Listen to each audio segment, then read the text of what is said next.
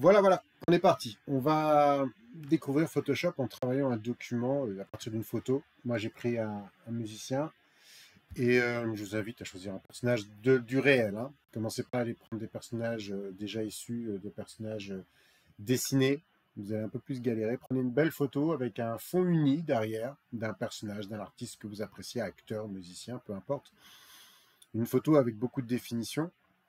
On va garder les contours de la photo et on va remplir le personnage d'éléments qui permettent de nous faire penser à lui, c'est-à-dire d'autres images. On est ici dans la page d'accueil de Photoshop. Si je fais nouveau fichier tout de suite, ou fichier nouveau, si vous n'avez pas cette icône, je ne sais pas, des fois il peut y avoir des surprises, on va avoir différents modes de documents en fonction de la destination. C'est-à-dire que si je veux faire de l'impression, je peux déjà avoir des formats prédisposés à l'impression. Par exemple, un bon A4, qui est ici le traditionnel format d'impression dans notre cas. On va rester en RVB pour travailler sur Photoshop, pour avoir plus d'options, parce qu'en fonction qu'on soit en RVB ou en CMJN, donc pour que les couleurs qu'on utilise à l'écran soient les mêmes qu'à l'impression, eh ben on peut faire du CMJN. Le RVB nous donne plus accès à certains outils de Photoshop que CMJN ne nous donne pas. Bon, c'est-à-dire qu'en RVB, avec les outils, je risque de sortir des couleurs à l'écran que je n'aurai pas à l'impression, mais ça peut se corriger. Dans notre cas, on est dans un exercice préparatoire, c'est pas bien grave, on reste en RVB. Voilà, c'est parti, on le crée. On arrive sur l'espace de travail, que je vais présenter très rapidement, le menu, la boîte à outils, les options des outils, c'est-à-dire que si je clique sur les différents outils, les options ici changent, les panneaux ou fenêtres avec plein d'options possibles, et la fenêtre, une des fenêtres les plus importantes, la fenêtre de calque, qu'on va vite détailler au fur et à mesure de notre travail. Donc ici, j'ai l'arrière-plan que j'ai créé en fond blanc. Je vais virer le petit cadenas pour avoir la possibilité de changer le fond blanc et je double-clique dessus pour ça. Oui, à chaque fois, ça me fait ça. Tout ça, je ne m'y intéresse pas pour l'instant, on s'y intéressera un peu plus tard. On va donc avoir ici un calque 0 qui est aux dimensions du format A4. On va aller venir y coller la photo qu'on a choisie. Alors moi, elle est là sur Google. J'ai pris, comme je vous le disais, des photos de grosse définition. Donc, c'est-à-dire que dans Google, c'est où? Bon, on peut regarder ici aussi, ça me dérange, c'est pas un souci. Quand vous êtes sur image, vous faites outils ici, et là, vous avez la possibilité de changer la taille en grande taille. Donc, moi, c'est ce que j'ai fait pour trouver l'image de Slash. Donc, je prends celle-là ou je prends l'autre? Celle-là, quand on passe la souris, elle est en 2297 par 2840, elle est plus sympa ça. Je prends celle-là, clic droit, copier l'image. Oui, donc le chiffre ici est important. Hein. Plus il est élevé, plus il nous garantit une image riche en pixels et donc avec une définition normalement importante. Je retourne dans Photoshop et je fais CTRL-V. Voilà, impeccable. Elle est grande, elle intègre parfaitement mon document A4 et elle est apparue ici en tant que calque 1. C'est-à-dire qu'à chaque fois que je vais rajouter un élément dans Photoshop, ça va créer un calque. Chaque calque doit être travaillé individuellement ou peut venir se mélanger à d'autres calques en fonction des actions qu'on mène. Mais chaque élément reste indépendant sur un calque. Et si je le modifie lui sur son calque, je ne modifie pas les autres calques. Ça, c'est avantage. Donc, double-clic ici et je vais mettre slash comme nom de calque. Ça va me permettre de m'organiser. Quand des fois, je rechercherai un document, un des calques spécifiques parce que je veux revenir dessus, le fait de les nommer, ça fait sens. Donc, moi, ce que je veux garder, c'est la silhouette. Donc, il faut que je le détourne déjà du fond. Et ensuite, je vais supprimer l'intérieur de la silhouette. Mais, je vais vous faire quelques manips, sinon c'est pas rigolo. On pourrait y aller très très vite, mais ça nous ferait zapper quelques outils. Donc, on va s'intéresser aux outils de sélection qui vont nous permettre de détourer ici cette image. Donc les outils de sélection sont ici. Il y a les outils de sélection traditionnels, très simples, des cadres de sélection. Donc clic gauche, je maintiens le clic, je déplace la souris, ça me crée un cadre de sélection. À quoi ça sert une zone ou un cadre de sélection? C'est-à-dire que sur l'entièreté du document, si je mène une action, un changement de couleur, un découpage, un rajout de quelque chose, un enlevage de quelque chose, ça ne se passera que dans cette zone, sur ce calque. Bon, dans mon cas, pour déterminer la silhouette et obtenir la silhouette, c'est pas avec des rectangles ou même des ronds. Vous pouvez voir, j'ai maintenu le clic de la souris pour faire apparaître des petites options, aussi ici des outils diversifiés. Alors, quand j'ai l'outil, le cadre de sélection qui apparaît, si je clique à côté, il disparaît. On va ensuite voir ça. Différents outils de sélection, mais cette fois-ci plus manipulables, un petit peu comme si on voulait dessiner la sélection. Des outils que vous devez peut-être avoir vu des fois dans d'autres logiciels. Voilà, si je maintiens le clic et que je balade ma souris au hasard, un petit peu comme ça, je pourrais avoir une sélection un petit peu aléatoire, mais je cherche à faire quelque chose de très précis aujourd'hui, donc ça ne m'intéresse pas, je clique à côté. Ensuite, j'ai l'outil lasso polygone. Alors, il est un peu plus intéressant, il me permettra éventuellement d'être plus précis. Comment je vous montre? Petite, hop, on va prendre le zoom, clic, clic, clic. Et hop, on va par exemple venir sur le chapeau, je reprends le lasso, le raccourci clavier si je veux éviter les parcours, c'est évidemment L, comme on peut le voir ici. Donc si je fais L, ça change tout de suite. Et donc je vais me rapprocher de la forme du chapeau, et la petite flèche noire, c'est là où le premier point de contact que je vais faire en cliquant une seule fois va apparaître.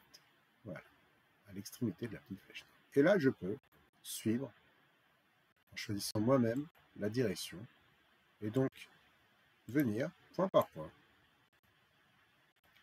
faire le tour d'une zone que je veux sélectionner. C'est que des traits droits, donc forcément, avec des formes arrondies. Alors, même si il va peut-être des fois un petit peu garder la courbe, c'est pas terrible, ça ne m'intéresse pas. Allez, dès que je clique à côté, il manquerait d'autres. Donc hop, double clic pour faire la sélection.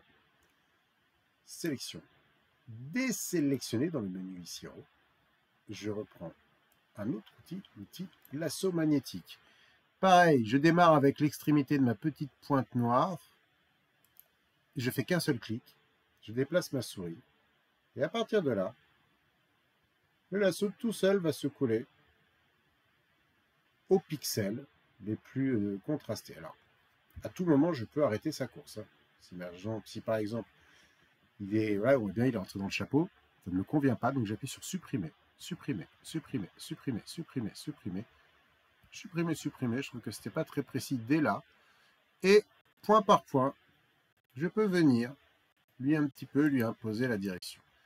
Alors, même chose que pour n'importe quel outil de cette zone-là, de cette petite boîte à outils, il faut revenir au point de départ pour obtenir la zone de sélection. Bon, ça va être long. Alors, des fois, dans certains cas, quand on veut avoir quelque chose d'ultra précis, récupérer un endroit d'une image, ben cet outil, il est top. Mais nous, on a une bonne image, de bonne qualité, qui a un fond uni, quasiment uni. Donc, outil zoom pour rezoomer. Menu sélection, sélection, désélectionner. Donc, je vais utiliser un autre outil qui est disponible ici et qui s'appelle outil de sélection d'objets. Je peux le trouver ici et je peux le trouver aussi dans sélection. Et il s'appelle un peu différemment. Il s'appelle sélectionner et masquer. Mais on va travailler ici. On va le sélectionner. Hop. Dans le cadre de cette image, ça va aller assez vite.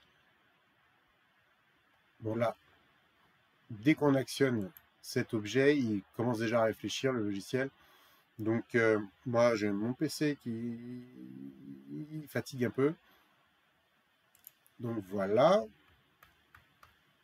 Donc, ce qui m'intéresse dans le menu en haut, c'est que je peux faire des sélections multiples et que j'ai le détecteur de sujet qui est activé. Ça, c'est bien.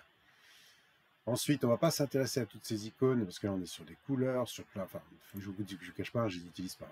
Je ne vais pas aussi loin. Sélectionner un sujet, ça, c'est pas mal. Pareil, résultat plus rapide. Cloud, résultat détaillé. Nous, on va se contenter de ne pas toucher à ça. Sélectionner et masquer. Donc, sélectionner un sujet, sélectionner et masquer, c'est pas la même chose.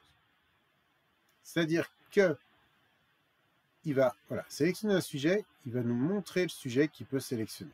Sélectionner et masquer, si je clique dessus, ça va se passer différemment et c'est cette option-là que je ne vais pas faire les deux pour gagner du temps. Ça a deux options différentes pour des résultats différents. Ou proches, ou je sais pas. Mais des fois, il faut les faire pour se rendre compte, mais aujourd'hui, on n'a pas le temps. Donc, qu'est-ce que je suis clair, c'est un truc de fou. Donc voilà. Donc, ce que je vais faire, je vais me mettre là, clic, je maintiens le clic, je déplace ma souris, je vais prendre l'entièreté de ma photo et je relâche. Et là, il va calculer. Il va me ressortir l'objet, le sujet de l'image, qui est le plus prégnant, le plus évident à mettre en avant. Et quand on a une photo avec un fond uni comme ça, qui n'est pas perdu dans une foule, bah, je vous assure que le travail il va être vite fait par Photoshop. Voilà. Tout est déjà sélectionné. Et ça, c'est top. Ah ouais, ça scintille de partout. Il ne va pas avoir d'éléments qui disparaissent. Donc, qu'est-ce qui se passe? Là, j'ai demandé à Photoshop de me sélectionner mon personnage. Mais là, il est encore dans l'image. Il est encore sur la photo de Slash. Donc, j'ai plusieurs options. Soit je copie et je colle. Et c'est ce que je vais faire pour vous montrer ce qui se passe.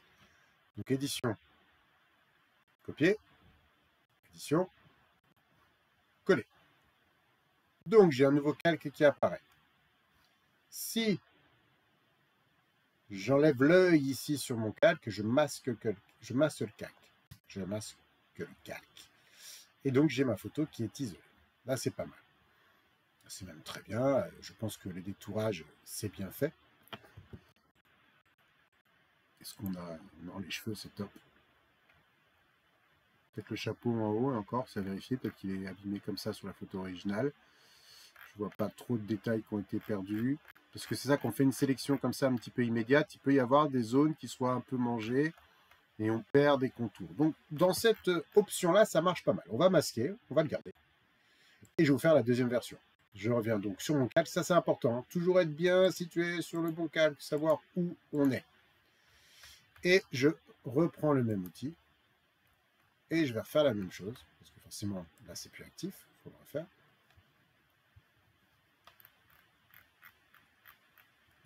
Voilà. Hop, je relâche. Il recalcule.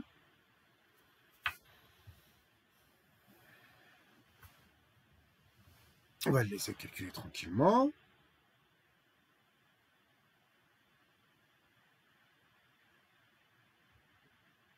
Et voilà. Allez. Contrôle moins avec le clavier. Le moins du clavier numérique et la touche contrôle. Je peux donc refaire un zoom arrière. Donc là, je vais faire différemment.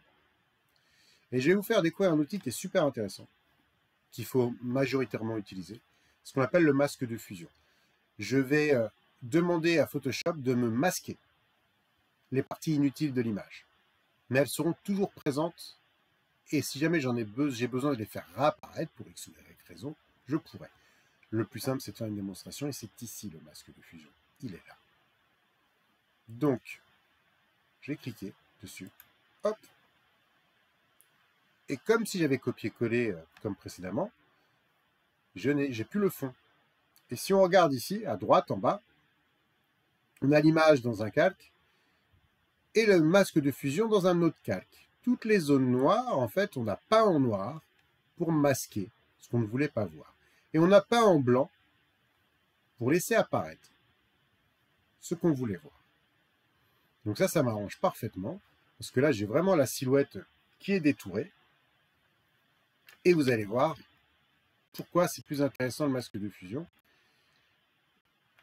Je vais justement revenir voir sur ces histoires de chapeau, là, s'il est réellement abîmé comme ça. Qu'est-ce qui va se passer? Je vais prendre l'outil pinceau qui est ici.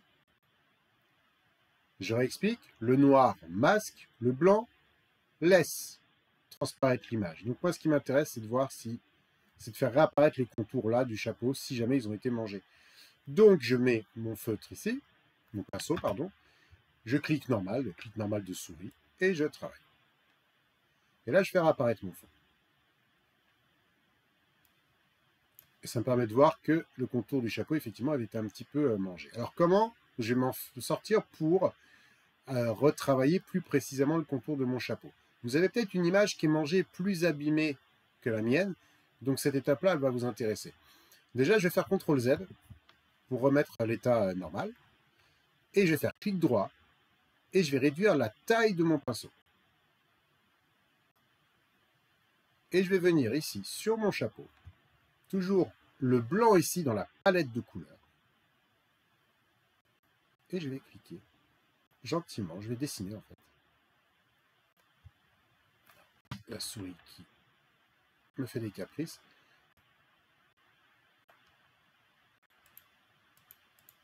Et je vais reconstruire gentiment les rebords de mon chapeau.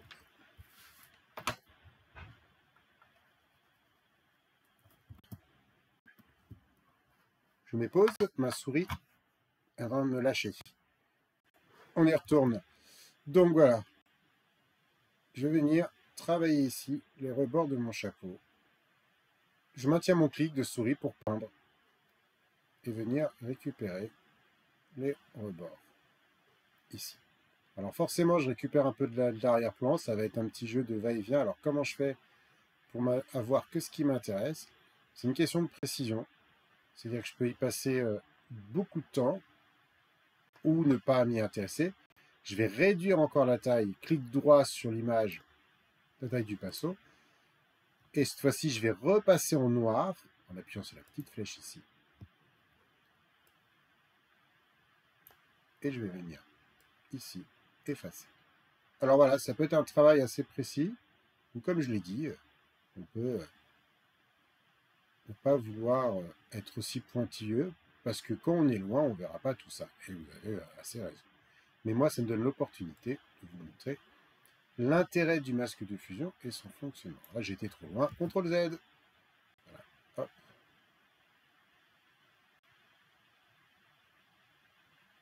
Bon, vous aurez compris, je vous laisse nettoyer les zones, les réparer avec ces petits outils. Si certaines parties dans la sélection ne sont pas venues, les faire réapparaître par ce jeu en étant bien ici. Hein, on regarde à nouveau les calques. Il ne faut pas que je sois là quand je fais ça. Il faut que je sois là. Déjà, terme noir et blanc pour faire apparaître, disparaître. CTRL- pour zoomer en arrière. Donc, maintenant, ce que je vais faire, par rapport à la photo, là, c'est que je vais faire disparaître slash, mais je vais garder que son contour. Alors, pour ça, j'ai un autre outil qui va être très très rapide, et plusieurs solutions. Mais je vais prendre l'outil baguette magique, qui est ici. Si je reste appuyé là, outil sélection rapide, outil baguette magique. Je prends l'outil baguette magique. Et je suis bien dans cette zone ici, je vais cliquer là. Il ne veut pas. Alors, on va cliquer ici, voilà.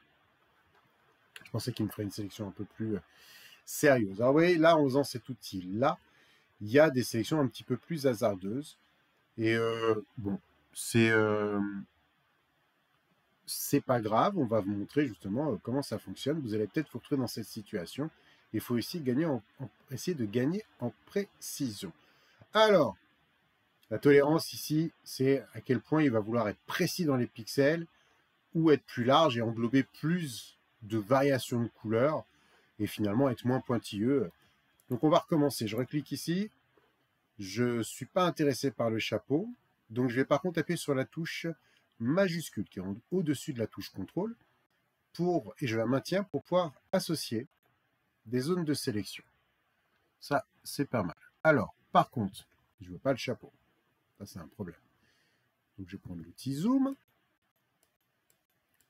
et je vais essayer d'enlever le chapeau. Alors, comment je fais? Je reste avec l'outil baguette magique. Je reste avec la touche majuscule enfoncer. Et je appuie en même temps sur la touche.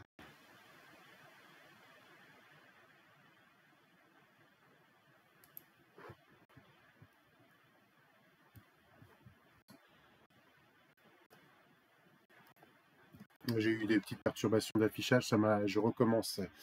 Désolé, il ne faut pas grand chose pour me perturber.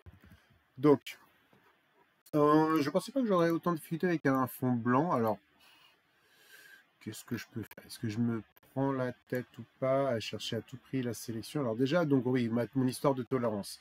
Si je mets 50, et par exemple je clique ici, il va essayer de chercher des zones un peu plus étendues. Si je mets 90, voilà, les zones s'étendent encore plus. Après, ça dépend de où on clique. Hein. Voilà, il va chercher tous les petits blancs. Hein, tous les petits points blancs, il va tous me les chercher. Donc ensuite, il y a une autre option, c'est la petite sélection rapide. Voilà. Et là, je vais aller directement sur les traits de contour qui m'intéressent.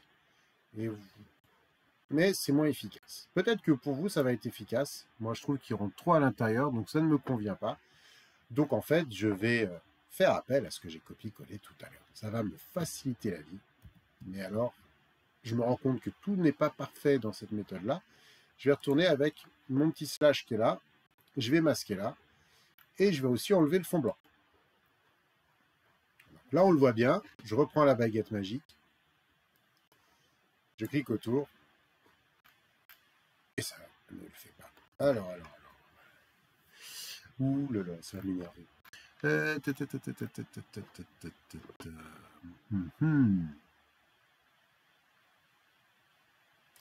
bien, c'est pas grave. On va revenir ici. On va revenir sur l'image de départ. Je fais CTRL-D pour désélectionner. J'ai pas envie que ça soit trop complexe. Alors, si vous avez une image qui réagit comme moi, comme la mienne, je vais revenir sur l'image de départ. Donc, je clique ici sur le cône et je vais reprendre mon outil de départ. Ça sera quand même plus simple. Et je vais faire une sélection à nouveau globale de mon image.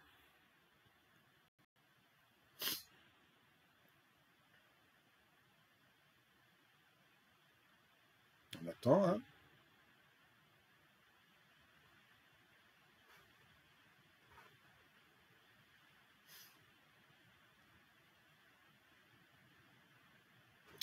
Donc voilà, j'ai ma sélection de tout à l'heure. Donc là, ce que je vais faire, parce que là, c'était intéressant de voir cet outil de masque de fusion.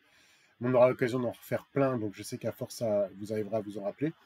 Je vais créer un nouveau calque avec cette petite icône plus.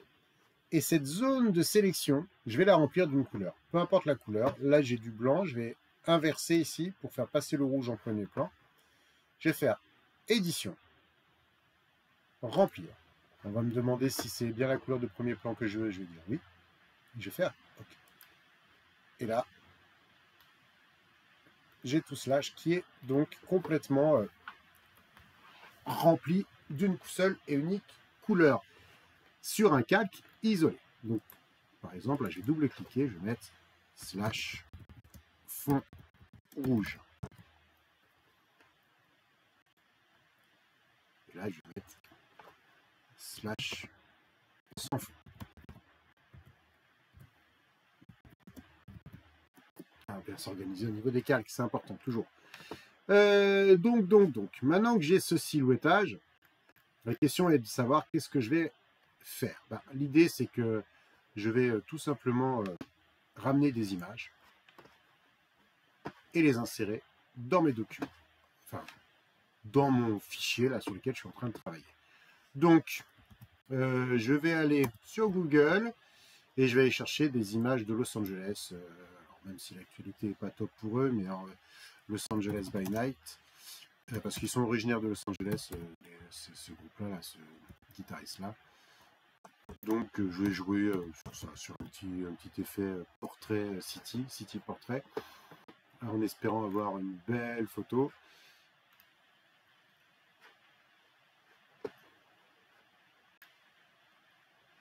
Bon, oui, j'ai oublié. Hop, outils, tac, taille grande.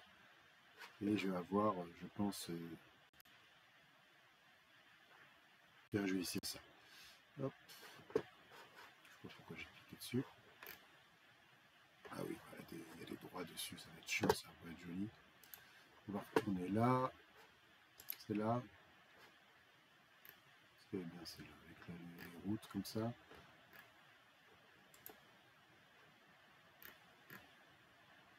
Ah, ouais, c'est sympa ça. Bon, je vous laisse choisir, hein. Moi, ouais, je farfouine. Bon, je sais pas, je vais prendre celle-là. Il faut se décider, je prends celle-là. Elle fait 1200, elle est bien. J'ai copié, je vais dans Photoshop, je fais coller. Donc, une image est plus petite, ça m'embête. Comment je vais faire? Et hop, donc vous avez vu un nouveau calque apparu, Los Angeles. Alors, comment je vais faire? Là, c'est une bonne question. Ben, en fait, c'est facile. Je vais utiliser l'outil transformation manuelle. Mais il est où? Il est là-dedans. Ici, là, dans cette zone de l'édition. Transformation manuelle, CTRL-T. Là, il faut que ça soit un acquis par cœur, le CTRL-T. Hop, et je l'agrandis. J'espère qu'elle ne va pas être trop pixelisée. On va voir. Je vais l'agrandir mouse costaud. Elle va prendre l'entièreté du personnage. Jusque là. Et je double-clique. Moi, là, il y a aussi des... Ouais, ça va calculer forcément. C'est chiant.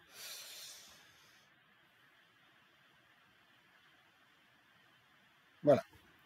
Donc c'est pas grave, les inscriptions, essayez de trouver une photo qui sera en meilleure condition que moi. On va essayer de bidouiller après l'image pour qu'elle ait plus et qu'on la voit moins ça. Donc.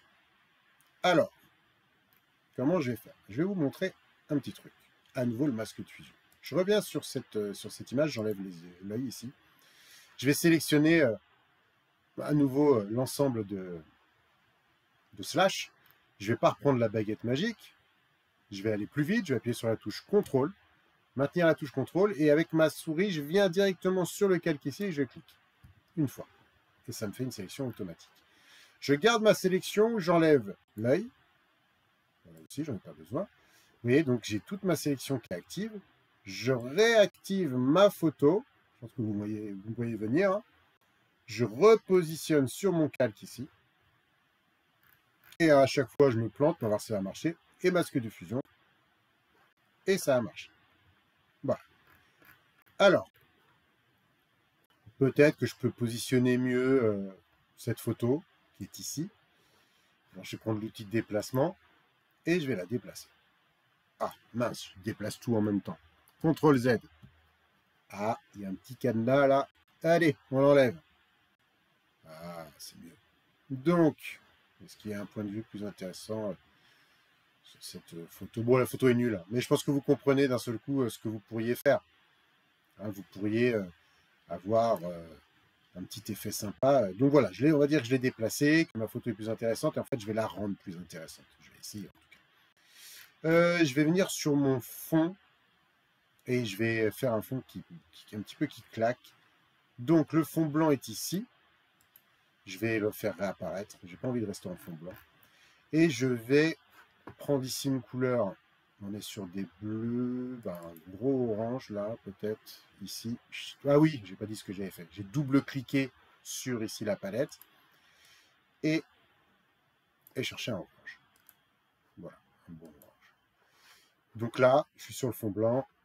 Je peux faire édition remplir ou je peux venir derrière ce qui est un dégradé, chercher le pot de peinture et je remplis. Voilà. Mon image est moche derrière, elle est pixelisée, c'est nul, mais je suis sûr que vous trouverez quelque chose qui est plus top en termes de qualité d'image. Je vais faire une autre petite chose, là, j'aime pas cette bordure là qui est coupée avec ce fond orange, je vais donc recadrer. C'est ici, hop, j'ai une petite poignée qui apparaissent, c'est magnifique, et je recadre en haut et en bas. Et pour valider cet encadrage, entrée. Donc voilà, j'en suis là. Donc ce qui m'intéresse, c'est un petit peu de retoucher la photo. Elle n'est pas top.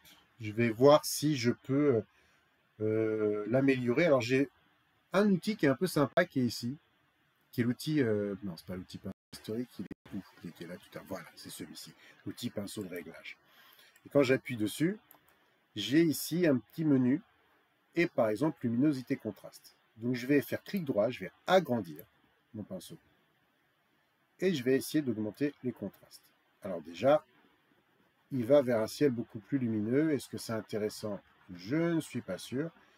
Et puis bon, il dessine directement sur la totalité. Hein. Je peux pas.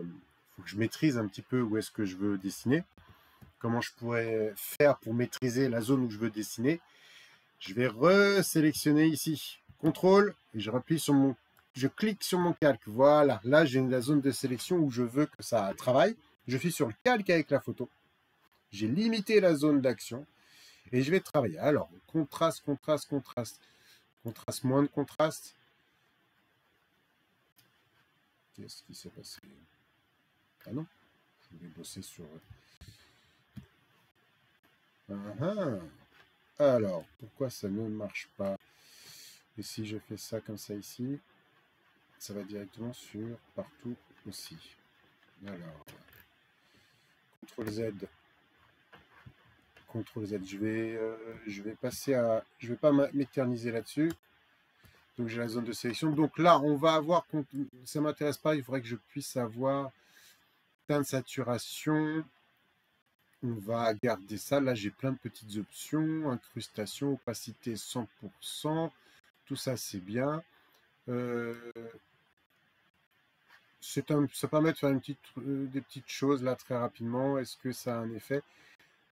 Alors, là, pour le coup, je l'ai essayé sur une autre image. Ça marchait bien. Sur cette image, ça n'a pas beaucoup de résultats. Donc, on va faire autrement et vous allez voir ce qu'on va faire.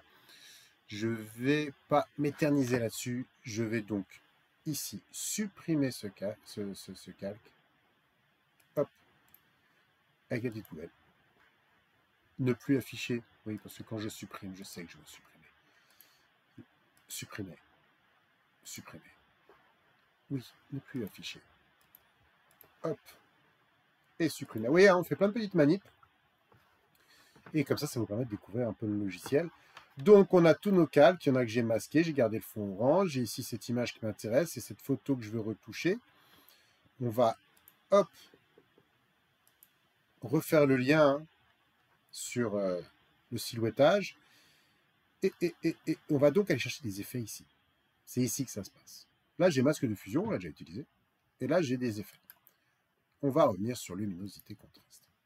Donc, ce qui m'intéresserait, c'est apporter un petit peu de contraste à cette image. Okay. Et ça apparaît comme un calque avec les outils ici. Donc, par exemple, si j'enlève la luminosité, c'est toute l'image qui devient moins lumineuse. Moi, ce qui m'intéresserait, c'est soit que la photo pâle ou orange. Comment je fais? Ça, c'est pas un truc, il faut le noter, que vous vous rappelez toute votre vie. Clic droit sur les calques. Mince, il y a encore plein de trucs. Oui, il y a encore plein de trucs. Mais c'est pas grave. On va faire juste une chose pour aujourd'hui dans toutes ces petites choses. On va créer un masque d'écrêtage qui est ici. Et je clique. Qu'est-ce que ça veut dire? Ça veut dire que il y a une petite flèche qui vous le dit là. Cette manip que j'insère dans mes calques va n'avoir pour effet de modifier que l'image directement située en dessous et pas les autres. On vérifie. Et oui, ça change tout. Là, c'est sympa. On va faire on va monter les contrastes. Je pense qu'il va falloir que je repeigne le ciel bleu, que j'élimine tous ces west machin chose, et que je fasse une petite sélection de mes immeubles et tout ça pour que ça soit plus sympa. Bon, je ne vais pas le faire maintenant, je ne vous le cache pas, je le ferai peut-être plus tard, mais pas là immédiatement. Alors, donc, qu'est-ce que je pourrais rajouter d'autre? Je pourrais rajouter aussi teinte, saturation. En fait, il faut aller mettre son nez là-dedans. Et à chaque fois que vous rajoutez quelque chose, vous rajoutez un calque. Et clic droit, créer un masque d'écrêtage. Donc, qu'est-ce que ça change à la teinte? Donc, si elle n'était pas pixelisé mon image, il y aura un petit effet vert qui pourrait être sympa là, ou ce bleu là, ce bleu nuit. Donc, si je n'ai pas ces lettrages, je m'arrêterai sur celui-ci. Mais je peux les modifier, ça. Hein. Je ne sais pas si j'aurai le temps là. Si vous avez le temps de tout faire aujourd'hui, donc je vais m'arrêter la vidéo dans quelques minutes. Et donc, je la poursuivrai pour la semaine prochaine. On essaiera d'aller un peu plus loin, de rajouter des détails, etc. Mais on va finir d'utiliser cet outil-là. Voilà. Là, j'enlève toute la luminosité. Ça n'a aucun intérêt, évidemment. Et si j'enlève quoi? J'enlève les informations de couleur. Ça fait son petit effet aussi. Après, c'est des goûts, hein. Chacun va y voir un petit effet artistique ou pas. Donc on a ça déjà, c'est pas mal. Un truc qu'on n'a pas fait depuis le début. Fichier, enregistrer. N'oubliez pas. Hein. Alors, enregistrer tout court. Donc, on est en format Photoshop ou enregistrer directement dans les documents du cloud. Moi, je vais faire ça. Comme ça, j'ai mon document portrait que je vais nommer ici. Directement enregistré dans le cloud. Enregistré. Et là, je suis tranquille. Qu'est-ce que je pourrais faire d'autre? Alors, je pourrais faire pas mal de choses d'autres, toujours en revenant ici, sur cette image, ou en tout cas, peut-être sur la masque de fusion, pour être sûr de ne pas modifier l'image définitivement. C'est ça que sert le masque de fusion, je l'ai peut-être déjà dit, je ne sais plus, ça fait déjà 1 heure que je fais la vidéo. Mais le masque protège l'image tout en nous permettant de faire des effets. On va aller dans les filtres, galerie de filtres. Alors c'est un peu filtre façon vos appareils photo. Hein. Il y a tout, il y a à boire, à manger.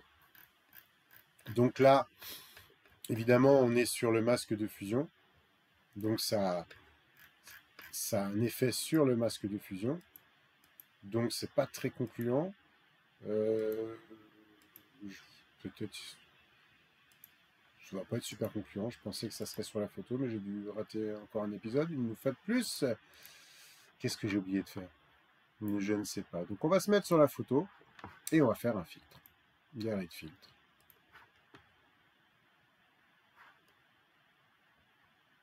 Voilà. Alors, sachant que on n'a pas forcément l'effet de ce qu'on avait fait tout à l'heure dessus. Donc on a différents effets, plein de choses, plus ou moins élégantes, plus ou moins intéressantes. Personnellement, j'ai pas envie de les utiliser dans le cadre de cet exercice-là, hein, mais vous faites ce que vous voulez, hein, si vous voulez faire des manips. Et vous pouvez toucher ici, etc. À chaque fois, il y a des points de réglage qu'on peut mettre en place. Moi, je fais annuler. Si jamais vous faites des manips, petit conseil, ce sera le dernier conseil de la vidéo avant éventuellement de la poursuivre la semaine prochaine. Ce calque-là, clic droit, dupliquer le calque. Et là, on vous demande en tant que Los Angeles Copy, oui. Document, le document sur lequel vous êtes en train de travailler, que vous avez enregistré ces portraits, oui, parce qu'on pourrait le dupliquer dans un nouveau document, créer un autre document, mais ce n'est pas notre intérêt là pour l'instant. Je fais OK. Pourquoi je fais ça? Parce que si je commence à m'amuser à manipuler cette image, et qu'au bout d'un moment, je fais des choses qui ne me conviennent plus, ce sera trop tard. J'aurais trop travaillé, le CTRL Z, je ne peux pas revenir indéfiniment en arrière. Mais ça me donne un petit peu, comme une série de croquis variés, de faire des essais multiples et variés. Donc des fois, il est bien de dupliquer ces documents. Donc, on a travaillé un petit peu là sur des choses très simples aujourd'hui. On n'ira pas plus loin. Déjà, peut-être amusez-vous sur les effets, sur les filtres ici. Faites des essais. N'oubliez pas d'enregistrer. Et la semaine prochaine, on rajoutera d'autres images. On viendra enlever ça. On retouchera la qualité de la couleur. On bidouillera un peu plus. Allez, c'est fini.